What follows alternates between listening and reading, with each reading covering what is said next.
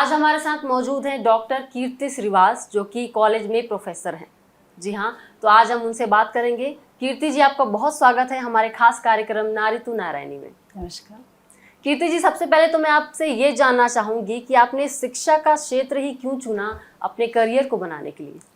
देखिए, शिक्षा का क्षेत्र एक ऐसा क्षेत्र है जहाँ से आपको पूरा एक यूथ मिलता है, एक नींव तैयार कर सकते हैं आप, क्योंकि सामाजिक रूप से और देश का जो भविष्य है वो दोनों यूथ ही होता है। और मुझे ऐसा लगता था कि एक महिला होने के नाते मेरी प्राथमिकता जो है वो हमेशा शुरू से परिवार ही रहा है। तो मुझे लगता था कि ये एक ऐसा जॉब है जिसमें मैं अपने परिवार को भी पूरा समय दे सकती हूँ और साथ ही साथ हमेशा युवा लोगों से जुड़ी रहूँगी। पढ़ाई करने का शौक़ था, किताबों से प्यार था, तो लगा शायद इस प्रोफेशन में रहूँगी तो हमेशा एक लर्नर रहूँगी और सब चीज़ें साथ साथ मैनेज हो जाएगी। मतलब युवाओं के साथ रहना, उनको पढ़ाना, उनको मजबूत बनाना, एक नींव तैयार करना और साथ ही साथ अपनी जो मेरी विशेष जो रुचि थी वो रिसर्च के क्षेत्र में ज़्यादा थी। तो मुझे लगा कि ये फील्ड मेरे लिए सर्वाधिक उपयुक्त रहेगा। मैम, क्या होता है, अक्सर जो बच्चे हैं फिर वो स्कूल या कॉलेज टीचर से थोड़ा डरा करते हैं, तो आप किस टाइप की टीचर हैं कॉलेज में, स्कूल में? देखिए, मैं मेरा मानना ये है कि डर से कभी भी कोई बच्चा आपके साथ मानसिक रूप से नहीं जुड़ पाएगा और ये एक ऐसा प्रोफेशन है जिसमें थोड़ी सी डिग्निटी भी रहनी ज़रूरी है।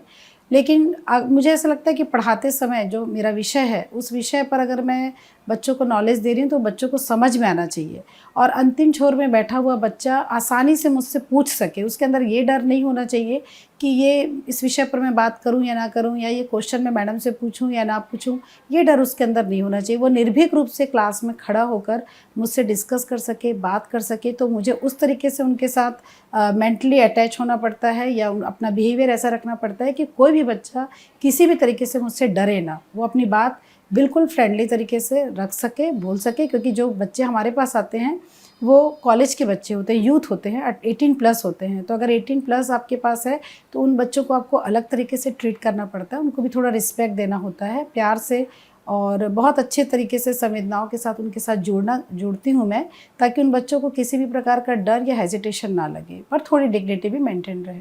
जी मैम, आपको अपने काम के दौरान सबसे ज़्यादा चुनौतीपूर्ण कब और क्या लगा? जी, मेरे विषय में तो ऐसे कोई बच्चे थे नहीं जो मुझे बहुत ज़्यादा प्रॉब्लमेटिक लगे हों या परेशान किए हों। मैं इस मामले में बहुत खुद को खुशकिस्मत मानती हूँ, भाग्यशाली मानती हूँ कि हमेशा मुझे ऐसे बच्चे मिले जिन लोगों ने बहुत प्यार दिया, बहुत ज़्यादा, मेरी सोच से भी ज़्यादा। और 2001 से मैं इस क्षेत्र में पढ़ा रही हूँ। 2001 से लेकर अभी तक मैं कंटिन्यू हूँ। अलग अलग क्षेत्रों में मैंने काम किया, चाहे वो ग्रामीण क्षेत्र हो, चाहे वो शहरी क्षेत्र हो। सभी बच्चों ने बहुत ज़्यादा सपोर्ट किया मुझे। तो ऐसे बहुत ज़्यादा दिक्कत मुझे नहीं आई बच्चों के साथ और जल्दी अटैचमेंट हो गया बच्चों से। बच्चे भी मुझसे जल्दी अटैच हो जाते हैं, तो मुझे कोई बच्चा परेशान नहीं किया।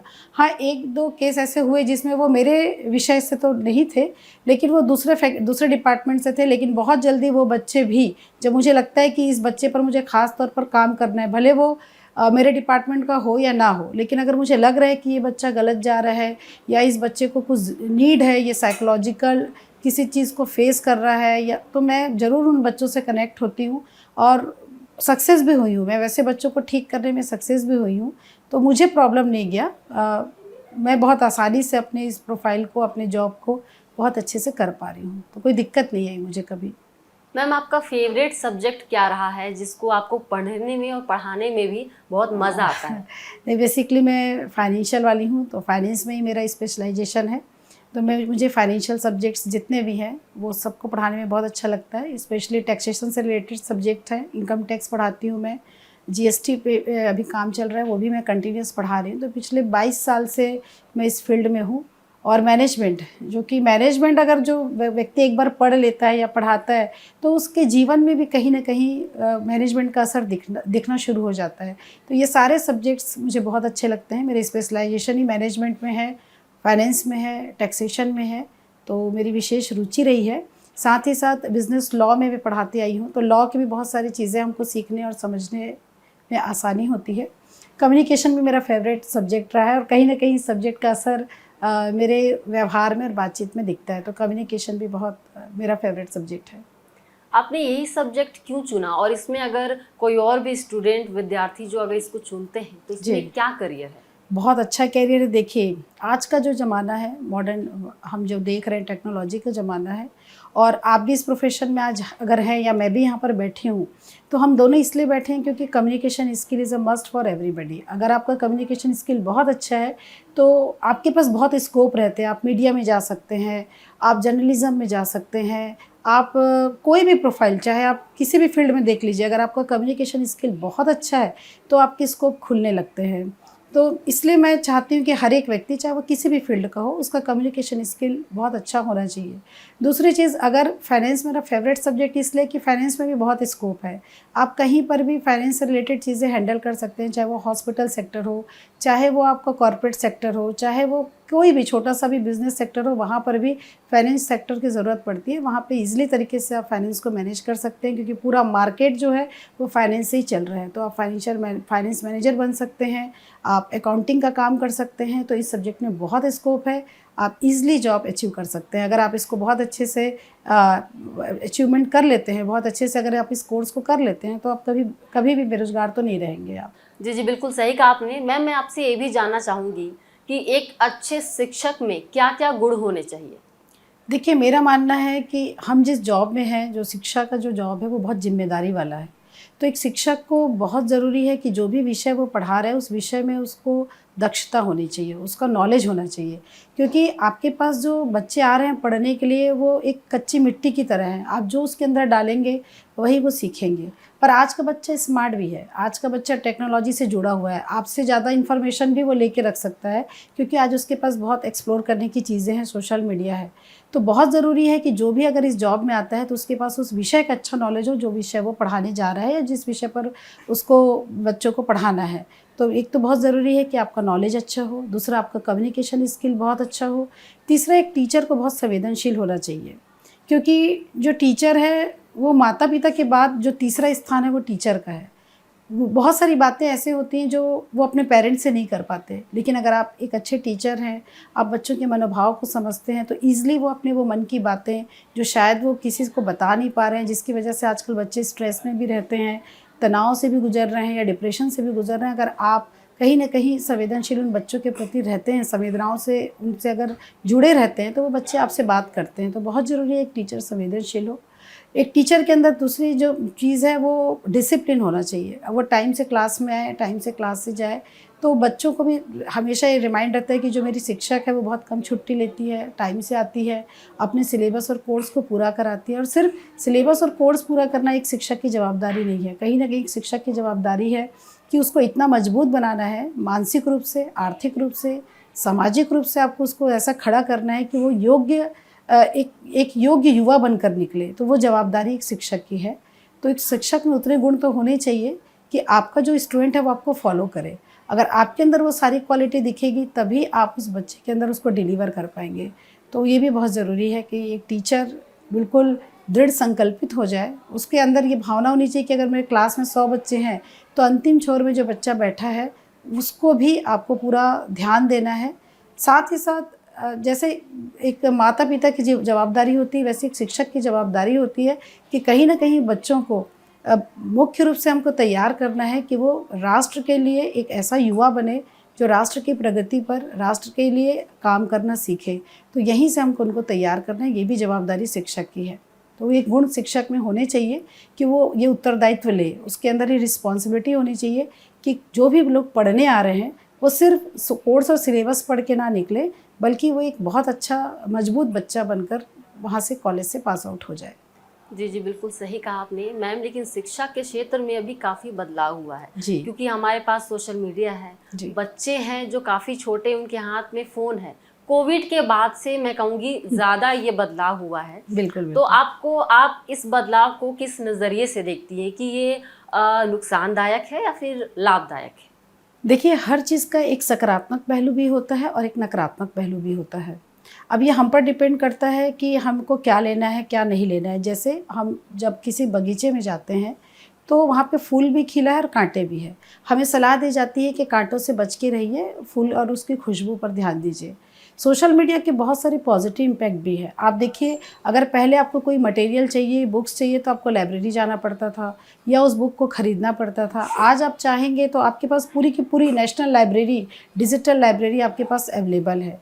कुछ कोर्स ऐसे हैं जो गवर्नमेंट आपको फ्री में बिना किसी फ़ीस के अवेलेबल करा रहा है, जैसे स्वयं के कोर्सेज़ हैं, मूक के कोर्सेज़ हैं। ऐसे बहुत सारे कोर्सेज़ हैं जिसमें बच्चा किसी भी यूनिवर्सिटी में एनरोल्ड हो सकता है, किसी भी तरीके का वो एडमिशन ले सकता है विदाउट एनी फीस, वो पढ़ाई कर सकता है, वो रिकॉग्नाइज्ड यूनिवर्सिटी में एडमिशन ले सकता है।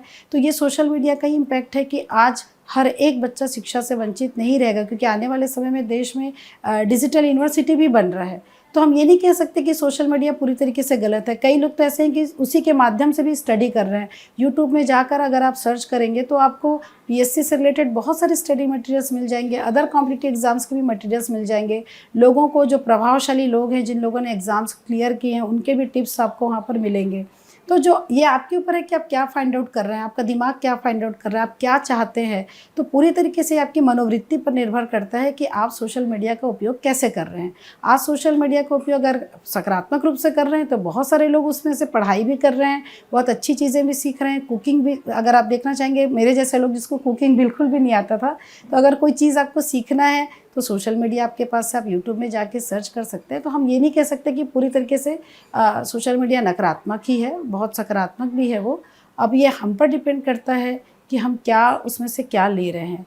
तो ये पूरी तरीके से आपकी मनोवृत्ति पर है, आप क्या चाहते हैं उसके हिसाब से आपके पास सब कुछ बिखरा पड़ा है सोशल मीडिया पे। आप अच्छी चीज़ें लेंगे तो कभी भी आप सोशल मीडिया के नेगेटिव इम्पैक्ट का नेगेटिव असर आप पर नहीं होगा।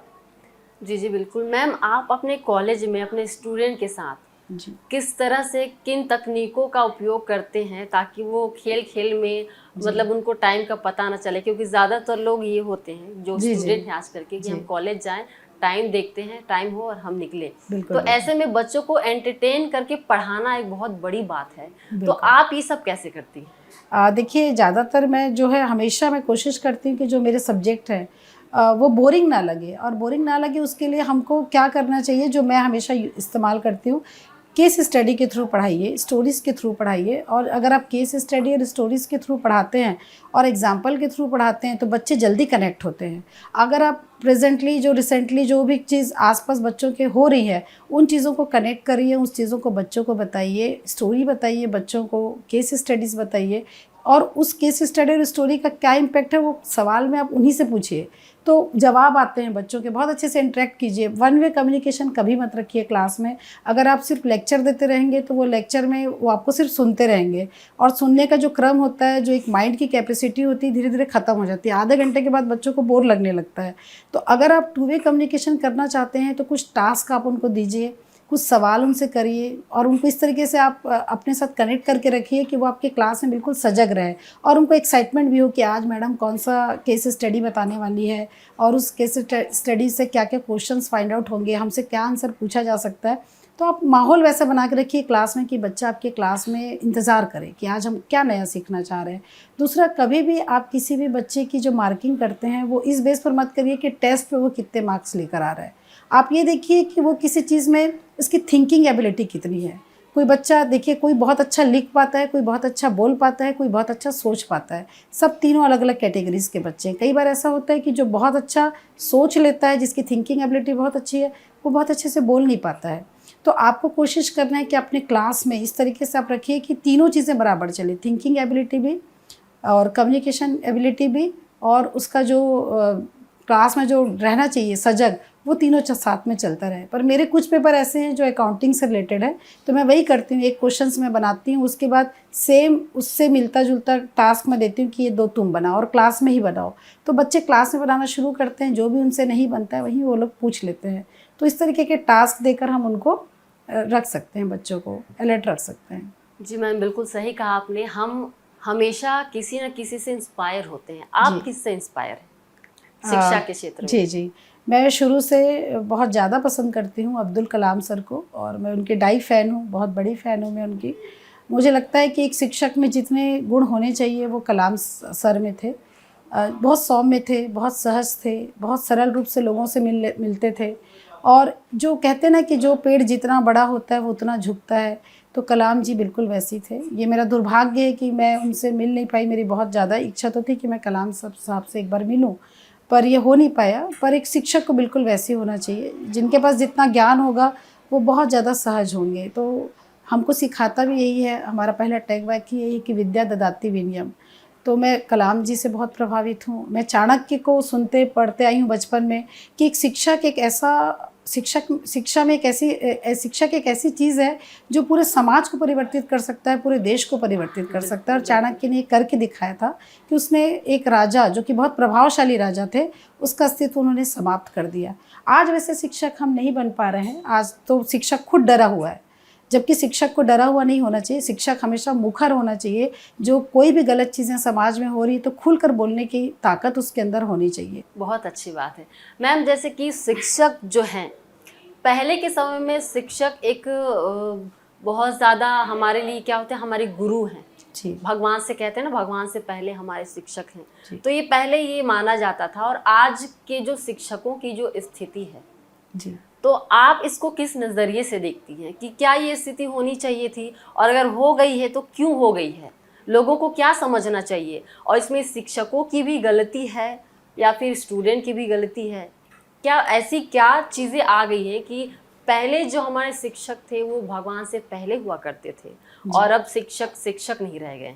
जी, बिल्कुल आपने सही सवाल किया है। और ये हम अपने आसपास देख रहे हैं। देखिए, कोई भी ताली एक हाथ से नहीं बजती, दोनों तरफ से होता है। कोई भी गलती एक तरफ से नहीं होती, दोनों तरफ से होती है। और कहीं ना कहीं जो मैंने बताया ना कि एक शिक्षक का नॉलेजेबल होना बहुत ज़रूरी है, बहुत ज़्यादा। अगर वो अपना उत्तरदायित्व सही तरीके से नहीं कर पा रहे हैं, क्लास टाइम से नहीं जा रहा है, अपना कोर्स नहीं कंप्लीट कर पा रहे हैं, या फिर वो जो उसकी जो नैतिक जिम्मेदारी है वो नैतिक जिम्मेदारी का निर्वहन वो सही तरीके से नहीं कर रहा है, तो निश्चित रूप से एक जो विद्यार्थी है वो कभी शिक्षक को रिस्पेक्ट नहीं देंगे। क्योंकि वो फाइंड आउट करते हैं, उनको चाहिए वैसा शिक्षक। लेकिन अगर वो शिक्षक में वो चीज़ मूल रूप से नहीं देख पा रहा है, क्योंकि हम पढ़ते आ रहे हैं, शुरू से हम पढ़ते आ रहे हैं कि एक शिक्षक में जो आदर्शता होनी चाहिए, जो गुण होने चाहिए, वो गुण वो कहीं ना कहीं आप में ढूंढने का प्रयास तो करेगा।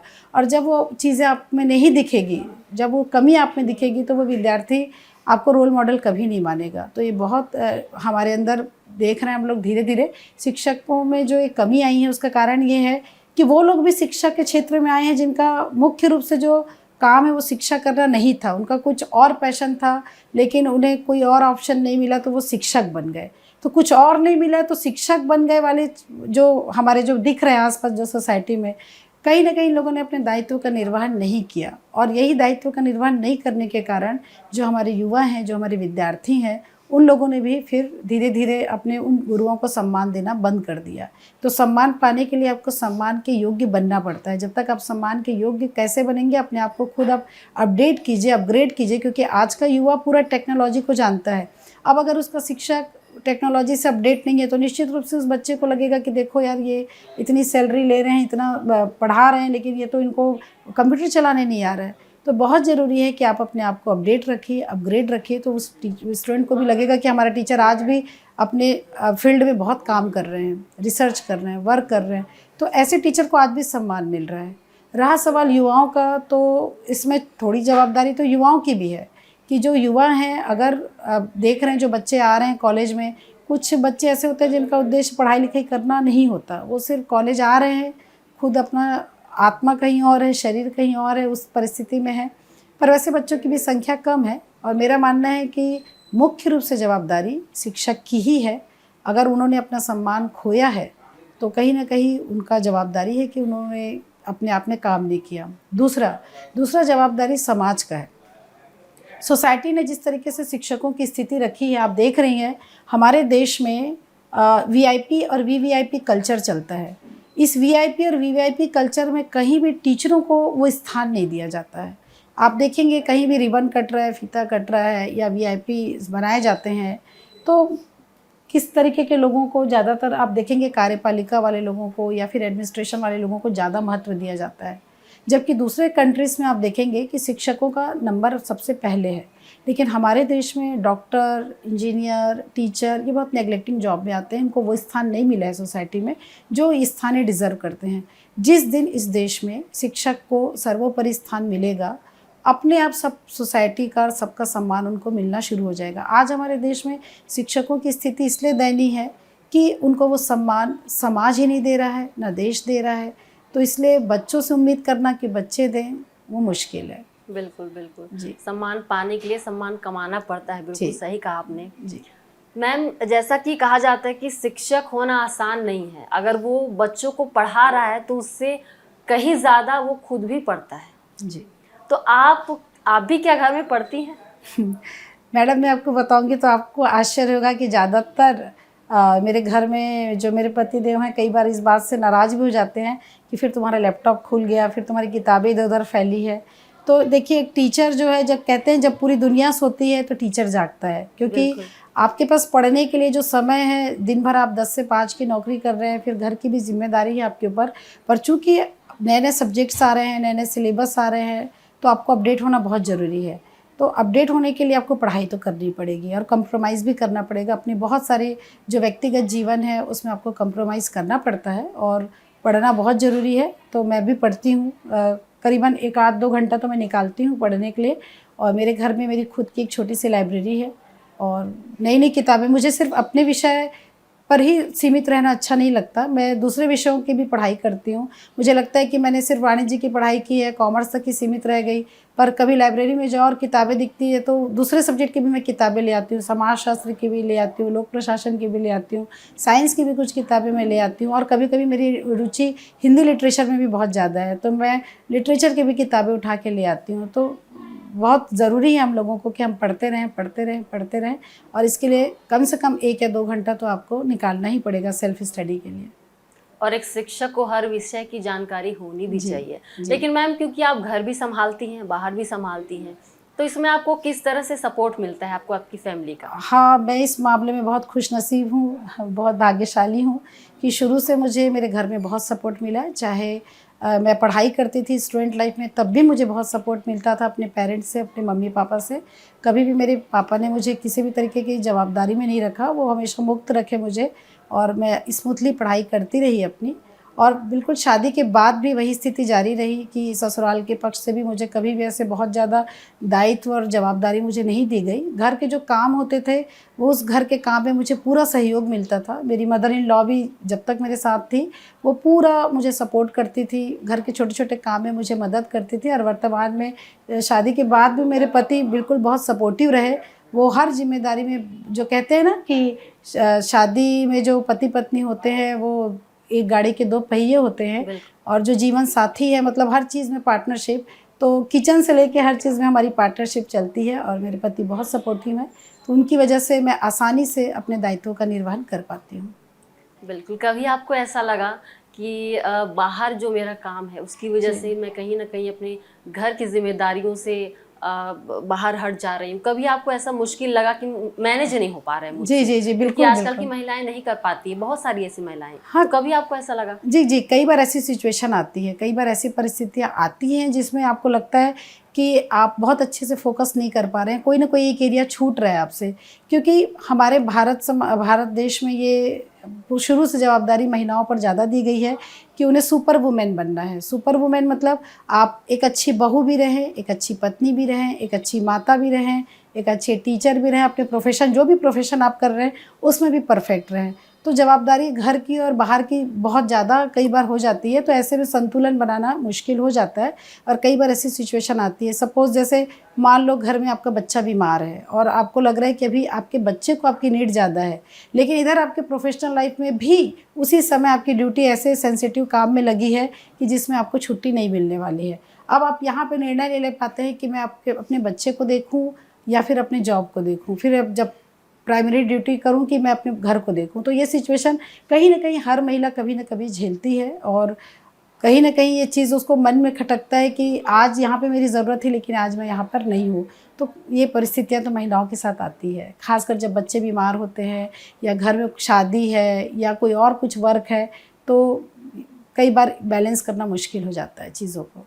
मैम, जैसा कि आपने कहा कि आप मैनेज तो करती हैं, लेकिन आपका जो डेली रूटीन है वो क्या है? क्योंकि आप जॉब भी करती हैं, तो आप किस तरह से सुबह उठने के बाद घर को देखती हैं, उसके बाद आप जॉब भी जाती हैं, जॉब से घर आने के बाद आपको फिर से घर के काम को देखना हाँ। होता है। जो हमारी महिला दर्शक हैं जी, वो जी। ये ज़रूर जानना चाहेंगी कि आप किस तरह से बाहर और घर को मैनेज करके रखती हैं, क्योंकि ये बहुत मुश्किल काम है। जी, जी। मैं बताऊँ कि आपका टाइम मैनेजमेंट बहुत इम्पोर्टेंट फैक्टर है। अगर 24 घंटे मेरे लिए हैं तो 24 घंटे आपके लिए हैं, और 24 घंटे अंबानी जी के लिए भी हैं, 24 घंटे और भी जो रिनोन्ड पर्सनालिटी हैं उनके लिए भी, सबके लिए 24 घंटे भगवान ने दिया है। तो आप उस 24 आवर्स को, मैं हमेशा बोलती हूँ कि 8-8 घंटे बाँट लीजिए। तो 8-8 घंटे भी हम बाँटते हैं। मान लो मेरा वर्किंग आवर्स 7 आवर्स है, मैं 7 घंटे अगर काम कर रही हूँ तो 8 घंटे मेरे पास सोने के लिए है। तो 8 घंटे तो मैं सो नहीं सकती, तो अब मेरे सोने का जो टाइमिंग है वो 4-5 घंटे का ही रहता है। अब घर में आप अगर हैं तो आप इस तरीके से अपने जीवन शैली को बनाइए कि आपके पास आपका व्यक्तिगत स्पेस भी रहे, पर्सनल स्पेस भी रहे। तो मैं आप लोग को बताना चाहूँगी कि किसी भी महिला को अपने पर्सनल स्पेस जो उसने अपने लिए रखा है, उस स्पेस में उसको अपने हेल्थ के प्रति ज़रूर ध्यान देना चाहिए, या ऐसी चीज़ें जो उसकी हॉबी है, जिससे उसको मेंटल पीस मिलता है, जिससे उसको एनर्जी मिलती है, वो काम आप करते रहिए। कभी भी ये नहीं कि आप सिर्फ जॉब कर रही हैं, घर संभाल रही हैं, बच्चे देख रही हैं, पति का ध्यान रख रही हैं, या मदर इन लॉ या फादर इन लॉ का ध्यान दे रही हैं, लेकिन खुद का ध्यान नहीं रख रही है, तो कोई मतलब नहीं, क्योंकि आप ही परिवार की धुरी हैं। तो समय को इस तरीके से आपको डिवाइड करना पड़ेगा कि कम से कम पूरे 24 घंटे में 1 घंटा आपको अपने लिए निकालना होगा। अब वो 1 घंटा आपका ही होना चाहिए। अब उस 1 घंटे में चाहे आप एक्सरसाइज करें, चाहे आप उस 1 घंटे में म्यूज़िक सुनें, जो भी आपको मेंटल पीस देता हो, या जो भी जिससे आपका हेल्थ ठीक रहे, वो एक्टिविटीज़ आप करते रहिए। साथ ही सोशल लाइफ कभी ख़त्म मत करिए। अगर आप सिर्फ काम ही करते रहेंगे, आप सिर्फ घर फैमिली को ही देखते रहेंगे, तो आप दुनिया से भी कट जाएंगे। इसलिए बहुत ज़रूरी है कि बीच बीच में छोटे छोटे आप ट्रिप बनाइए, 2 दिन का, 3 दिन का ट्रिप बनाइए, शॉर्ट ट्रिप बनाइए, या दोस्तों से वीकली या मंथली या 15 दिन में मिलने का प्रोग्राम बनाइए। ये आपका बूस्टर है, ये आपके लिए एक पावर का काम करता है, आपको एनर्जी देने का काम करता है। तो इस तरीके से अपनी जीवन शैली को रखिए कि जिसमें दोस्त भी रहें, आपके परिवार भी रहें, आपका सोशल लाइफ भी रहे, आपके रिलेटिव्स भी रहें, सारी चीज़ें रहें। आप एक ही जोन में अगर काम करते रहेंगे तो थक जाएंगे, और थकने के बाद कहीं ना कहीं आपको चिड़चिड़ाहट होगी। खासकर महिलाओं को बहुत जल्दी चिड़चिड़ाहट होती है जब वो एक ही जैसे मोनोटोनियस चीज़ें करते रहती है। तो आप रूटीन बनाइए कि आपको पिकनिक पे भी जाना है, आपको मूवीज़ भी जाना है, आपको ट्रिप पर भी जाना है, और उसको छोटा छोटा ट्रिप बना के आप करते रहिए। तो आप फ्रेश रहेंगी, एनर्जेटिक रहेंगी, और काम करने में आपको हमेशा फिर मज़ा आएगा। और ख़ासकर जो भी काम आप कर रहे हैं, अगर आप जॉब करने निकले हैं तो उस जितने देर आप जॉब में हैं उस काम को आप एंजॉय करिए, उसको बर्डन मत समझिए। तो मैं जब घर से निकलती हूँ काम करने के लिए तो मैं घर को भूल जाती हूँ। मैं आपको बताना चाहूँगी कि मैं कभी भी अपने कॉलेज में कभी भी रही हूँ तो मैं घर फ़ोन नहीं लगाती हूँ। कभी भी मेरे बच्चे छोटे भी थे तो मैं बार बार फ़ोन नहीं करती थी, वीडियो कॉल नहीं करती थी कि तू स्कूल से आ गया क्या, तूने खाना खाया कि नहीं। मेरे बच्चे इस मामले में बहुत सेट रहे हैं कि मम्मी अगर वर्किंग है तो वो भी एक्सपेक्ट नहीं करते थे कि रोज़ मम्मी फ़ोन करे, रोज़ पूछे। और मैं भी कोशिश करती थी स्ट्रॉन्ग बच्चों को बनाने की कि मैं डेली, अगर मैं अपने वर्किंग प्लेस में हूँ तो मेरा पूरा फोकस अपने काम पे होना चाहिए। बहुत ज़रूरत है, बहुत नीड पड़ गया तभी मैं अपने क्लास के बाद बच्चों से बात करती थी, वरना मैं वर्किंग आवर्स में कभी भी अपने घर को नहीं लाती, और घर में कभी ऑफिस को नहीं लाती मैं। जी बिल्कुल। तो जैसा कि मैम ने कहा कि आप अपने लिए खुद भी बहुत ज़रूरी हैं। जैसा कि मैं बार बार कहती हूँ, आप जैसे अपनी फैमिली के लिए समय निकालती हैं, आप खुद के लिए भी निकालिए, और आप एक मेंटल पीस के साथ जिएंगी। ठीक है, आपके ऊपर जिम्मेदारी बहुत ज़्यादा है, लेकिन याद रखिए जिम्मेदारी भी उसी व्यक्ति को ज़्यादा दिया जाता है जो उसे बहुत अच्छे से निभाता है। बिल्कुल तो बिल्कुल। आज के हमारे खास कार्यक्रम नारी तू नारायणी में ये तो रही मैडम, जिन्होंने अपने लाइफ के अनुभवों को आपके साथ साझा किया। मैम आपका बहुत बहुत शुक्रिया हमारे खास कार्यक्रम में शामिल होने के लिए। थैंक यू, आपने बुलाया उसके लिए धन्यवाद। Thank you. हर बार की तरह इस बार भी हमने आपको एक जज्बे भरी कहानी बताई। अगली बार भी ऐसे ही जज्बे भरी और सच्ची कहानी के साथ फिर से लौटेंगे। तब तक के लिए मुझे दीजिए इजाज़त। नमस्कार।